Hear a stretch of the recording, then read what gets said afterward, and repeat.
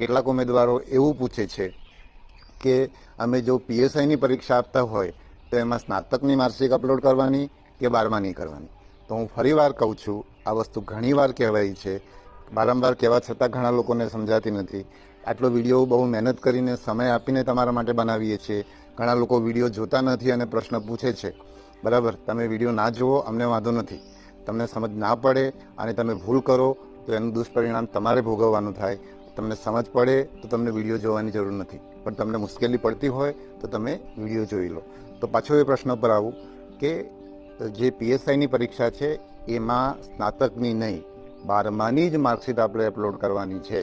કારણ કે આપણે જે માર્કશીટ અપલોડ કરી રહ્યા છે એ માત્ર ને માત્ર નામના વેરિફિકેશન માટે કરી રહ્યા છો. તમે 12મું પાસ છો કે સ્નાતક પાસ છો કે નથી એ નક્કી